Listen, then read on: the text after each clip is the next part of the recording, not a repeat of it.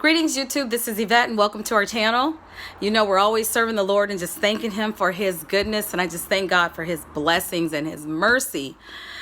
Today we are talking about doing some food prep on corn grits on a grain. So I got some grits that were donated to me, and I'm going to store them for long-term storage. So here's the grits I got, and I'm going to tell you guys, I don't have all them fancy editing skills. I don't have that fancy camera. I just got information. I'm going to put it out there. I'm not even going to worry about doing all this stuff. So I'm actually going to turn my phone around because I don't know how to make it switch back and forth.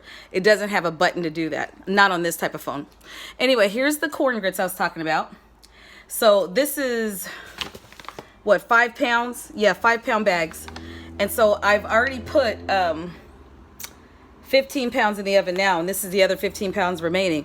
What I'm doing is I have them in the oven and I'm heating them up to kill the bug larvae, because everything you buy that's a grain, rice, beans, wheat, berries, wheat flour, corn grits, anything that is a grain that has been packaged from a food facility has bugs in it, has bug eggs in it. How do I know this? Because when we bought this house, we came from another property, and I brought all the, all the pantry goods, the flour, the my nuts, grits, you name it. I brought all that stuff over, and I put it in the pantry. And when I went to go use the stuff, because it had been a whole season, and I brought it over from the other house, I didn't know this at the time, but bugs were hatching out, like weevils were coming out, flying bugs. And then I saw like wormy things on our stuff. I was like, ew, this has bugs in it. This place has bugs. So I cleaned out, took everything out of the cupboards, cleaned it all out, sealed all the bags up, and put it back. Well, I noticed in the jars, I was again having bugs around the edge of the jars. I'm like, what is going on? What is up with this house? And again, took it all down and did it all again. Well, what I did learn is that, hey, it wasn't from this house that we had them. It was the fact that they were already sealed in the bags. That's what the deal was. When it was packaged, I never treated it. I never knew to do that. And so I ended up throwing all that stuff out, cleaning it all out, and bought stuff new. So now we were consuming and just having on hand what we needed. But now that we need to start doing long-term food storage, and why are we doing this? Because the Lord warned us that, hey, there's going to come that time where you're going to need to have your food, because they're going to start messing with your food supply. So we want to be like the 5 wise virgins who had their oil in their lamps when it was time. We want to be prepared for food. We're going to be like when God gave Pharaoh the dream and Joseph prepared for it and told them, you need to store up some food because you're going to have some times where you're going to go through some problems. And so we want to be obedient like that. Listen to what God is saying to us, that, hey, food storage is being funny. They're already telling us that you can't go to work unless you have some places are saying you have to have a vaccination or you can't work. Well, if there's less people working in the industry, guess what? There's not enough people to go do the work that is needed to produce food. So there's going to be some shortages, and they've already been predicted, and we know that there's shortages even now, and the cost of food is going up. So we want to be ready for that. So today we are putting our corn grits in the oven to kill the bug larvae. And now I know I heard some people say that they freeze their, they get the grains and they freeze them, put them in the freezer for 2 days or 2 weeks. Oh, if you freeze, you kill everything. That is such a big lie, because I will tell you that when you go to a sperm bank, they froze the sperm and they just unfreeze it. I saw somebody who got some snake eggs. They were in the freezer, and when they thawed them out and brought them room temperature, they were able to hatch them. So no, stuff that freezes, it just kind of prolongs the life. Like take frogs, for example.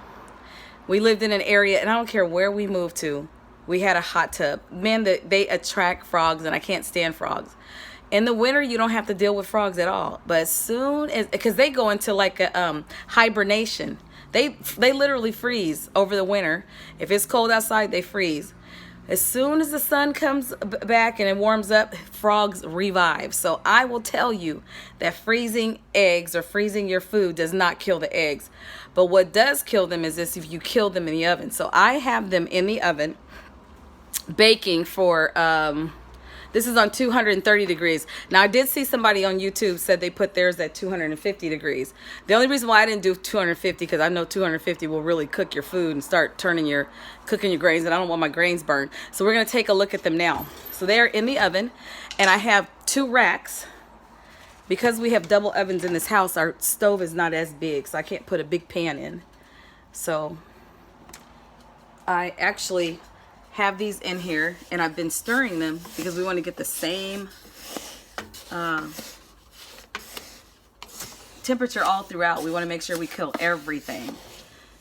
And they're definitely getting hot. I want to make sure I have this so we can see it, because it's hard to hold this. Because this camera's kind of weird. I don't know where let me see if I can do this. So that's the one on the bottom. And I think it's good. And it feels hot. It could be hotter. So I'm literally going to turn the temperature up to maybe, and I have a convection oven. So I'm going to put this on 235 degrees. It was on 230. And then here's the ones I have on the top. There's 5 pounds in the bottom, and this is 10 pounds of grits right here. And I'm just gonna stir them. I wanna make sure nothing's staying on the side too long and everything moves around so that it gets hot. And it actually feels not super hot.